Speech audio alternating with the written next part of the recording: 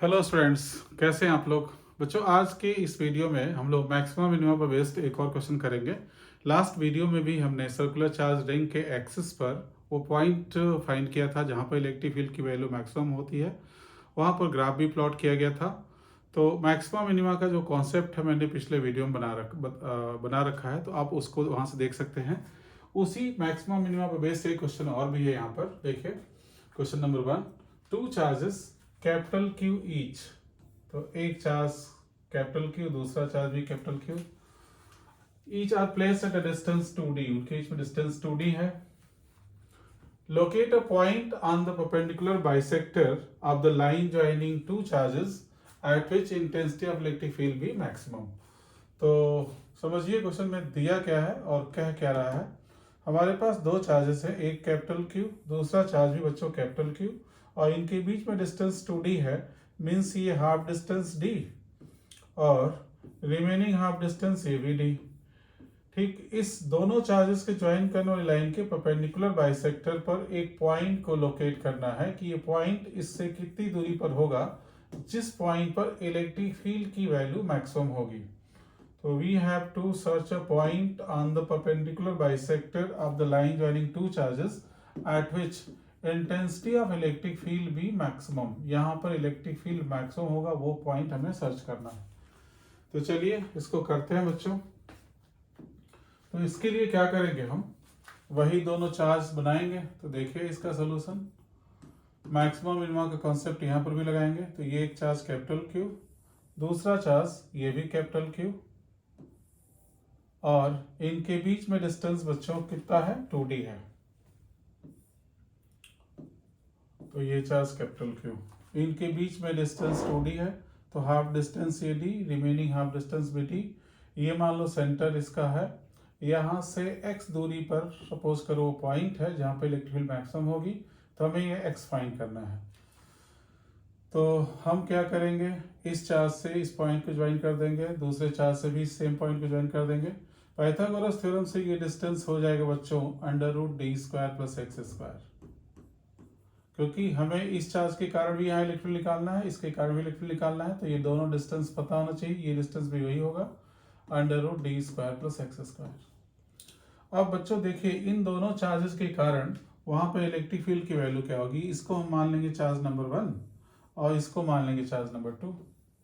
Charge 1 के कारण इस पॉइंट पर इलेक्ट्रिक फील्ड जानने के लिए अपने पास सेक्टर्स पॉजिटिव चार्ज रखिए, तो वो इधर रिपल होगा, तो वो अलोंग द लाइन अवे इधर होगा। तो चार्ज 1 के कारण इलेक्ट्रिक फील्ड को मान लेंगे E1, चार्ज 2 के कारण इलेक्ट्रिक फील्ड को मान लेंगे बच्चों E2, और दोनों का मैग्नीट्यूड होगा इक्वल, क्योंकि दोनों चार्जेस सेम है और दोनों से इस पॉइंट का डिस्टेंस भी बच्चों सेम है। तो E1 E2 दोनों का मैग्नीट्यूड इक्वल होगा। एक ही बार में इन दोनों की वैल्यू कैलकुलेट कर लेते हैं। E1 equal to E2 is equal to हो जाएगा बच्चों small K Q by distance का स्क्वायर। तो डिस्टेंस का स्क्वायर में ये डिस्टेंस है यहाँ से यहाँ तक, अंडर रूट दिस, तो अंडर रूट हट जाएगा, तो ये डिस्टेंस हो जाएगा बच्चों d² प्लस x²। सपोज कर लिया ये इक्वेशन 1 है। अब बच्चों दोनों ये वेक्टर इक्वल हैं, तो इनका रिजल्टेंट एंगल बाइसेक्टर होगा। मीन्स अगर ये एंगल थीटा लोगे तो ये एंगल भी थीटा होगा। तो E1 और E2 के साइन थीटा वाले कंपोनेंट इधर कैंसिल कर देंगे, यहाँ पर कॉस थीटा वाले दोनों कंपोनेंट सम अप हो जाएंगे। तो E1 का कंपोनेंट इधर आएगा बच्चों E1 कॉस थीटा, और E2 का भी कंपोनेंट इधर आएगा E2 कॉस थीटा। तो ये दोनों कंपोनेंट यहाँ पर सम अप हो जाएंगे, एक दूसरे के साथ जुड़ जाएंगे, और इनके साइन थीटा वाले कंपोनेंट एक दूसरे को कैंसिल कर देंगे। E1 साइन थीटा इधर और E2 साइन थीटा इधर, तो ये कंपोनेंट एक दूसरे को कैंसिल कर देंगे। तो इसको आप भूल जाइए, इसको भी भूल जाइए, E1 E2 को भी भूल जाइए, क्योंकि कंपोनेंट ले चुके हैं। तो नेट इलेक्ट्रिक फील्ड इस पॉइंट P पर जो होगा इन दोनों इलेक्ट्रिक फील्ड के सम के इक्वल होगा। तो E नेट जो आएगा उस पॉइंट P पर, उसकी वैल्यू हो जाएगी बच्चों E1 cos theta plus E2 cos theta, दोनों इक्वल है मैग्नीट्यूड में, तो हम twice of E1 cos theta लिख सकते हैं एक ही लाइन में।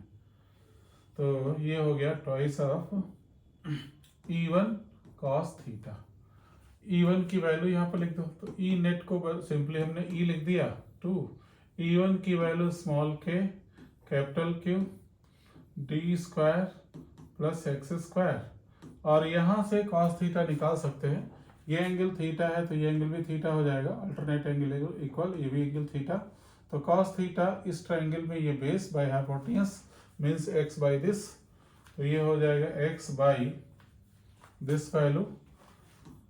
तो वो वैल्यू क्या है, under root D square plus X square है। तो ओवरऑल इलेक्ट्रिक फील्ड की वैल्यू क्या आई बच्चों, twice small K capital Q into X divided by D square plus X square power 3/2। बच्चों इसके आगे समझने के लिए आपको मैक्सिमा मिनिमा का कॉन्सेप्ट पता होना चाहिए, और मैक्सिमा मिनिमा का कॉन्सेप्ट मैंने इसके जस्ट पहले वाले वीडियो में समझा रखा है। ठीक है, मैथ्स में आपने अगर पढ़ रखा है बहुत अच्छी बात है, नहीं तो एक शॉर्टकट तरीके से उसको मैंने इसके पहले वाले वीडियो में बताया है, जिसको आपको सीख लेना चाहिए। तो यहाँ तक आप नोट कर लीजिए, आगे बढ़ते हैं बच्चों। अब देखिए यहाँ पर x की वैल्यू चेंज होने से, x की वैल्यू अगर चेंज करेंगे तो न्यूमरेटर डिनोमिनेटर दोनों चेंज होगा, इलेक्ट्रिक फील्ड चेंज होगा। ये 2 small K capital Q constant है, x है बच्चों यहाँ पर इंडिपेंडेंट वेरिएबल, e है डिपेंडेंट वेरिएबल। तो x की हर एक वैल्यू के लिए e की एक यूनिक और सेपरेट वैल्यू मिलेगी। तो हमें क्या करना है कि e का मैक्सिमम वैल्यू निकालने के लिए हम e को x के रिस्पेक्ट में डिफरेंशिएट करेंगे। तो डी बाई डी एक्स निकालेंगे, उसको जीरो के बराबर दिखाएंगे बच्चों। तो हमें निकालना क्या है, डी बाई डी एक्स, और उसको जीरो के इक्वल कर देना है।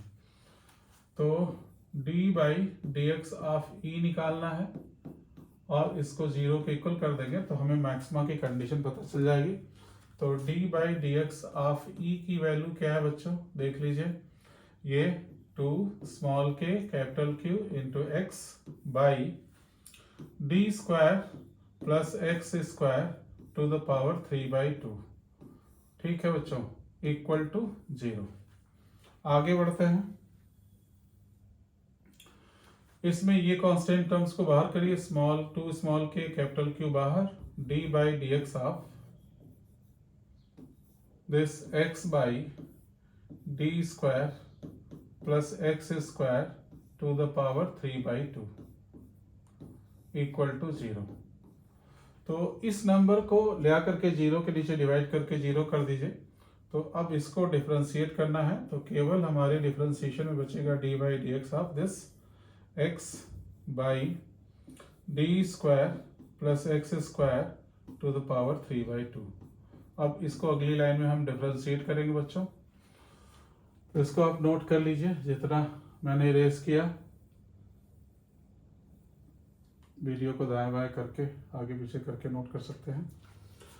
तो करना क्या है, अब ये डिफरेंशिएशन करना है, तो इसमें प्रोडक्ट रूल लगाएंगे, जो आपको पहले के वीडियो में बता चुके हैं कि D by D X of, sorry division rule, D by D X of अगर कहीं पर u बाई वी है, u और v अगर फंक्शन ऑफ x है तो इसका एक फॉर्मूला होता है v into D U by D X minus U into D V by D X by V square. तो ये फार्मूला कई बार पहले भी बता चुके हैं, एक बार इसके साथ भी बता दिया मैंने, यही फार्मूला यूज करने जा रहे हैं। न्यूमरेटर को u मान लेंगे, डिनोमिनेटर को v मान लेंगे। तो पहले इसको लिखना हमें D square plus X square power 3/2 को लिखना है, और इसको डिफरेंशिएट करेंगे तो D by D X of x1 आता है, तो डायरेक्टली 1 लिख दीजिए, माइनस अब x लिख देना है, और फिर D by D X of जो डिनोमिनेटर में है means D square plus X square to the power 3/2 and whole divided by, ठीक, इसका स्क्वायर मतलब D square plus X square power 3/2 का स्क्वायर करेंगे तो खाली क्यूब बचेगा, इक्वल टू 0। इसको 0 में भेज दीजिए। यहाँ पर इसको डिफरेंशिएट करना है, बाकी चीज़ों को कॉपी करना है। तो D square plus X square to the power 3/2 को कॉपी कर लिया, माइनस एक्स, इसको डिफरेंशिएट करेंगे तो 3/2 नीचे आएगा। यहाँ पर हो जाएगा बच्चों D square plus X square to the power 1/2। Chain rule लगाएंगे तो इसका 0 और इसका डिफरेंशिएशन आएगा 2x, और ये चीज़ हमने 0 में मल्टीप्लाई कर दिया तो 0 हो गया। ठीक, अब आगे देखिए, इसके इन दोनों में पावर 1/2 कॉमन है, तो D square plus X square, D square plus X square to the power 1/2 को कॉमन ले लिया, तो ब्रैकेट में यहाँ पर बचेगा बच्चों D square plus X square, और यहाँ पर देखिए 2 से 2 कैंसिल, ये -3x², तो ये हो जाएगा -3x² इक्वल टू 0। ये पॉजिटिव नंबर है और इसकी वैल्यू तो 0 होगी नहीं, इसका मतलब इसकी वैल्यू 0 होगी, तो d² - 2x² इक्वल टू 0। तो d² इक्वल टू हो गया बच्चों 2x²। तो देयरफॉर अगली लाइन में हम लिख सकते हैं, कि x² is equal to d²/2। So x equal to हो जाएगा बच्चों d/√2। मीन्स ये वो पॉइंट है जहां पर आपकी इलेक्ट्रिक फील्ड की वैल्यू मैक्सिमम होगी। ठीक है, तो ओवरऑल कंक्लूजन बताते हैं आप लोगों को कि अगर हमारे पास दो चार्जेस हैं कैपिटल Q जिनके बीच में डिस्टेंस टोटल 2d है, तो यहाँ से कितनी दूरी पर वो पॉइंट होगा जहाँ इलेक्ट्रिक फील्ड मैक्सिमम होगी, तो इसका आंसर आया x इक्वल टू d/√2। अब इसके साथ एक काम और भी कर सकते हैं कि नेट इलेक्ट्रिक फील्ड की वैल्यू कितनी आएगी वो भी निकाल सकते हैं। तो बीच के स्टेप में एक जगह जहाँ नेट निकाला था वहां पर x की जगह पर d/√2 रख करके आप मैक्सिमम इलेक्ट्रिक फील्ड की वैल्यू भी निकाल सकते हैं बच्चों। ठीक है, तो एक बार मैं आपको इस तरह का क्वेश्चन सर्कुलर चार्ज रिंग में भी बता चुका हूँ, मैक्सिमा मिनिमा बेस्ड। वहां पर मैंने मैक्सिमा मिनिमा का कॉन्सेप्ट भी समझा रखा है, तो बच्चों उसको आपको एक बार जरूर देख लेना चाहिए। इस प्रॉब्लम को भी एक दो बार प्रैक्टिस कर लेंगे तो आपको अच्छे से इस तरह के कॉन्सेप्ट बन जाएंगे, जिससे इस तरह के कॉन्सेप्ट पर बेस्ड क्वेश्चन कर सकते हैं। एक क्वेश्चन और करते हैं बच्चों, क्वेश्चन नंबर 2 के फॉर्म में इसको लिख सकते हैं आप कि हमारे पास एक infinite long linear charge conductor है और इसके कारण हमें इलेक्ट्रिक फील्ड निकालनी है। तो गॉसेस थ्योरम की मदद से बहुत आसानी से निकल जाता है, लेकिन हमें बेसिक कॉन्सेप्ट के बिहार पर निकालना है, जिससे फाइनाइट लेंथ के कारण भी निकालेंगे और इनफाइनाइट लेंथ के कारण निकालेंगे। तो क्वेश्चन लिखिए आप लोग कि find intensity of electric field, जिसको हम लोग शॉर्ट में ई लिख देंगे, ठीक, due to a line charge या लीनियर चार्ज बोल सकते हैं, line charge of finite and infinite length. तो ये बड़ा अच्छा टॉपिक है, ये भी इस पर बेस्ड क्वेश्चन करते हैं बच्चों। ठीक है, कि फाइनाइट और इनफाइनाइट लेंथ के कारण इलेक्ट्रिक कैसा होगा, जबकि ये इनफाइनाइट लेंथ थोड़ा बड़े आसानी से गॉसेस थ्योरम में निकलेगा, पर अभी गॉसेस थ्योरम का कोई डिस्कशन नहीं है, इसलिए अभी उसका एप्लीकेशन नहीं करेंगे। तो चलो बच्चों, क्वेश्चन क्या है कि हमारे पास एक इनफाइनाइट या फाइनाइट लेंथ का कंडक्टर है। पहले फाइनाइट लेंथ का लेंगे, बाद में इसी को इनफाइनाइट कर देंगे। ठीक, पता नहीं टोटल चार्ज कितना है, टोटल कितनी लेंथ है, तो मान लेते हैं lambda be the charge point length, तो इसको बोलते हैं लीनियर चार्ज डेंसिटी। तो मान लिया लैम्डा क्या है, लीनियर चार्ज डेंसिटी है। Linear charge density means charge on per unit length. तो अगर कहीं से आपको पूरी चार्ज किसी पर्टिकुलर लेंथ पर पता चल जाए कि कितना चार्ज है, मान लो क्यू चार्ज है और लेंथ एल पता हो, तो लैम्डा इस फार्मूले से फाइंड भी कर सकते हैं। तो आप क्वेश्चन समझ लीजिए कि हमारे पास फाइनाइट लेंथ का कंडक्टर है, बाद में इसको इनफाइनाइट लेंथ के कारण बताएंगे इसी की मदद से, जिसकी लीनियर चार्ज डेंसिटी लैम्डा है और इससे कुछ डिस्टेंस r पर हमें इस पॉइंट पर इलेक्ट्रिक फील्ड की इंटेंसिटी E निकालनी है। तो करते हैं बच्चों इस क्वेश्चन को सॉल्व। ठीक, क्वेश्चन मैंने समझा दिया, अब क्वेश्चन को सॉल्व करते हैं। देखो बच्चों कैसे करेंगे इसको। तो हमने मान लिया ये हमारे पास एक फाइनाइट लेंथ का लीनियर चार्ज कंडक्टर है, जिससे कैपिटल R डिस्टेंस पर एक पॉइंट P पर इलेक्ट्रिक फील्ड E निकालना है। तो हम क्या करेंगे, इस कंडक्टर के ऊपर एक स्मॉल सेगमेंट ले लेंगे और उस पर देखेंगे कितना चार्ज है, उसकी मदद से यहाँ इलेक्ट्रिक फील्ड निकालेंगे। तो हमने यहाँ पर एक छोटा सा स्मॉल सेगमेंट ले लिया, ए बी एक छोटा सा स्मॉल सेगमेंट ले लिया, इसकी लेंथ मान ली dl, ए से बी तक की लेंथ मान लिया dl, इस पर जो चार्ज की वैल्यू होगी उसको मान लिया बच्चों dq, और उस चार्ज की वैल्यू निकलेगी लैम्डा इंटू dl से। तो बच्चों है क्या, पर यूनिट लेंथ पर चार्ज माना था हमने लैम्डा, तो n लेंथ पर चार्ज की वैल्यू हो जाएगी लैम्डा इंटू dl। ठीक, अब इस स्मॉल सेगमेंट पर जो चार्ज डी क्यू है, इसके कारण इस पॉइंट पे इलेक्ट्रिक फील्ड निकालने के लिए इससे इसको ज्वाइन करेंगे, यहां से इसको भी ज्वाइन करेंगे। मान लो बच्चों ये एंगल थीटा है, तो ये भी एंगल ऑलमोस्ट थीटा होगा, क्योंकि ये लेंथ बहुत छोटा है। हालांकि वो थीटा से थोड़ा छोटा होगा, लेकिन ये लेंथ है भी बहुत छोटा होने के कारण जो एंगल में चेंज होगा उसको इग्नोर कर दीजिए। तो जो एंगल थीटा है ऑलमोस्ट ये भी थीटा है। यहां से एक परपेंडिकुलर ड्रॉ कर दिया सी। ठीक, इस पॉइंट का नाम रख दिया हमने एम। ये एंगल मान लो बच्चों फाई है, तो ये इसी से रिलेटेड एक छोटा एंगल है जिसको मान लेंगे डी फाई। तो ध्यान से देख लीजिए सारे वेरिएबल को।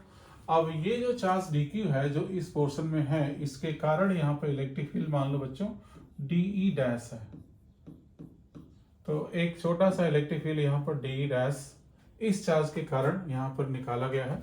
इस डी डैश की वैल्यू क्या होगी बच्चों, देख लीजिए। इस डी डैश की वैल्यू होगी, डीई डैश की वैल्यू स्मॉल के, चार्ज यहाँ पर डी क्यू है, डी क्यू बाई डिस्टेंस, मान लो ये डिस्टेंस स्मॉल आर है, तो यहाँ से इस पॉइंट का डिस्टेंस स्मॉल है, तो small R square. D Q की वैल्यू क्या है बच्चों, लैम्डा इंटू डी एल। तो यहाँ सब्स्टिट्यूट करिए, तो डीई डैश की वैल्यू आ जाएगी स्मॉल के। डी क्यू की वैल्यू क्या है बच्चों, lambda into D L, lambda into D L by R square. Suppose this is equation number 1। ठीक है बच्चों, अब देखिए यहाँ पर एक ट्रायंगल है ए बी सी। इस ट्रायंगल ए बी सी में D L by A C angle के सामने एक साइड, सॉरी ये एंगल थीटा है, थीटा के सामने एक साइड परपेंडिकुलर, मतलब परपेंडिकुलर बाय हाइपोटेन्यूज, ये एंगल 90 डिग्री है, तो ये हाइपोटेन्यूज हो गया। तो A C by D L sine theta होगा। तो ध्यान से देखिए, from triangle A B C, from triangle A B C, इस ट्रायंगल ए बी सी में A C by D L equal to sine theta, A C by D L is equal to sine theta. Therefore A C is equal to D L sine theta. ये हमारा equation number हो गया 2। ठीक है बच्चों, A C equal to D L sine theta. ऐसा ही भी एक ट्रायंगल है पी ए सी। तो देखिएगा, from triangle P A C, from triangle P A C sine D phi A C by R हो जाएगा बच्चों। देखिए, perpendicular by hypotenuse, sine D phi, sine D phi is equal to A C by R. Angle छोटा है अगर sine D phi, तो sine D phi को simply D phi लिख सकते हैं। तो देखिए, इसको लिख सकते हैं, इसको D phi, sine D phi को डी फाई लिख दे क्योंकि छोटा है, ए सी बाई आर। तो क्रॉस मल्टीप्लाई करेंगे तो ए सी इक्वल टू हो जाएगा R D phi. A C को लेफ्ट में लिख दिया, आर डी फाई को राइट में लिख दिया। तो ये हो गया बच्चों हमारा, ठीक, ए सी की value.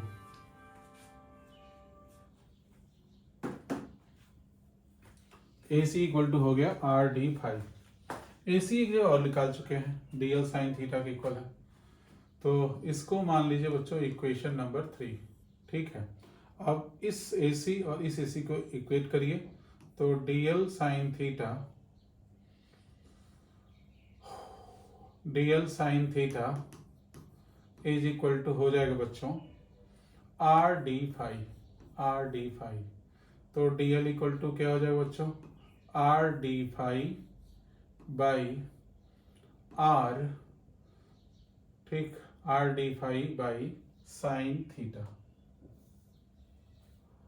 R D phi by sine theta, R D phi by sine theta. ठीक, इस वैल्यू को 1 में रखेंगे बच्चों, डीएल की value R D phi by sine theta. तो इस वैल्यू को यहां पर रखते हैं, पुटिंग इन 1। तो देखिए,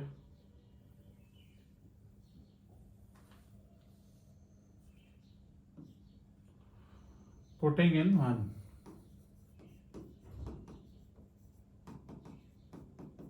वन में रखेंगे तो डी डैश की वैल्यू क्या हो जाएगी, स्मॉल के लैम्डा इंटू डी एल।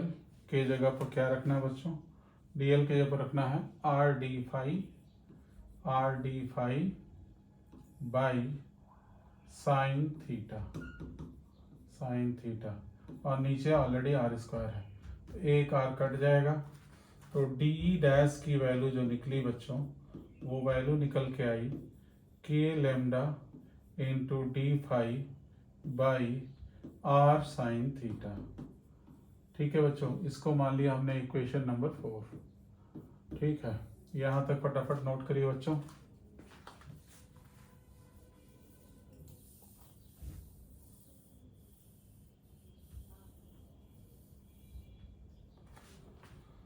अब ध्यान से देखिएगा, ये इलेक्ट्रिक फील्ड की वैल्यू बच्चों थी डी डैश, ये एंगल फाई था, तो ये एंगल भी फाई हो जाएगा। डी डैश का कॉम्पोनेंट इधर हो जाएगा डी डैश कॉस फाई, और इधर नीचे हो जाएगा बच्चों डी डैश साइन फाई। अब अगर इसी तरह का इक्विवेलेंट कंपोनेंट, हम इक्विवेलेंट पार्ट अगर ऐसे लेंगे इधर पर, तो उसके कारण भी इलेक्ट्रिक फील्ड ऐसा ही होगा, डी डैश। फिर से सुनिए, इसके ही इक्विवेलेंट अगर हम यहाँ पर कोई सेगमेंट लेंगे तो उसके कारण भी यहाँ इलेक्ट्रिक फील्ड इधर ही होगा, तो उसके भी दो कंपोनेंट होंगे, इधर कॉस इधर साइन, साइन वाले कैंसिल कर देंगे, तो ये साइन वाले कंपोनेंट एक दूसरे को कैंसिल कर देंगे, यही बचेगा। जो बचा उसका नाम मान लिया मैंने डी। तो जो इलेक्ट्रिक फील्ड डी की वैल्यू है वो क्या हो जाएगी बच्चों, डी डैश कॉस फाई। तो इसको लिख लेते हैं D dash cos phi, cos phi. अब डी डैश की वैल्यू यहां से वहां सब्स्टिट्यूट कर दीजिए, तो डी की वैल्यू हो जाएगी, डी डैश की वैल्यू क्या है, K lambda by small R sine theta, और ऊपर हो जाएगा बच्चों कॉस फाई। ठीक, तो बाकी पोर्शन को इरेज करते हैं। बच्चों यहाँ पर थीटा प्लस फाई की वैल्यू कितनी होगी, थीटा प्लस फाई की वैल्यू हो जाएगी 90 डिग्री। तो जहां पर भी हमारा थीटा है वहां पर हम लिख सकते हैं कुछ छूटा है, कुछ एक चीज यहाँ पर मिस हो गया है, इसको देख लेते हैं क्या मिस हुआ है।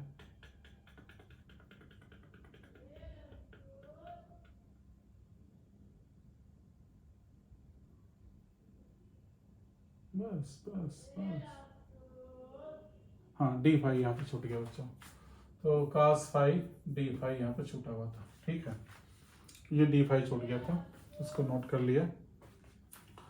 तो बच्चों मैं कह रहा था कि यहाँ पर theta plus phi, theta plus phi की वैल्यू होगी 90 डिग्री, तो जो थीटा है वो हो जाएगा 90 माइनस फाई, 90 माइनस फाई। तो ये यहाँ पर सब्स्टिट्यूट कर देंगे, इसको इरेज कर देते हैं, अब इसकी जरूरत नहीं है। तो D इक्वल टू हो जाएगा बच्चों के लेमडा कॉस फाई के जगह पर हो जाएगा, कॉस फाई रहने देते हैं, कॉस फाई और डी फाई, यहाँ पर स्मॉल आर को रहने देते हैं। साइन थीटा के जगह पर 90 माइनस फाइव करेंगे, तो sine 90 minus theta cos phi हो जाएगा। देखो जो थीटा के जगह पर 90 माइनस फाइव रखेंगे, तो साइन थीटा के ऊपर 90 माइनस फाइव रखेंगे, तो sine 90 minus phi equal to cos phi, cos phi cut गया, तो D इक्वल टू हो गया हमारा K lambda by small R into D phi. ठीक है बच्चों, और देखिए इक्वेशन नंबर इसको मान लिया हमने 5। ठीक है, अब यहाँ पर एक और ट्रायंगल है PMA। इस ट्रायंगल में फ्रॉम ट्रायंगल PMA बच्चों, इसको समझने के लिए वीडियो को 2-3 बार देखना पड़ेगा, जरा फोकस करना पड़ेगा आपको। Capital R by small R cos phi हो जाएगा, capital R by small R हो जाएगा कॉस फाइव।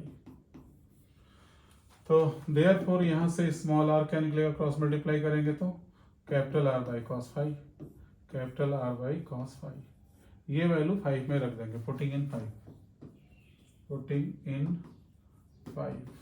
तो 5 में रख दीजिए। तो क्या होगा, आगे बढ़ते हैं। D की वैल्यू निकल आएगी बच्चों K into lambda by small r के जगह पर capital R by cos five, तो कॉस फाइव चला गया ऊपर, और ऑलरेडी वहाँ पर डी फाइव है। ठीक है, ये डी फाइव पहले से था। ठीक है, आगे बढ़ते हैं।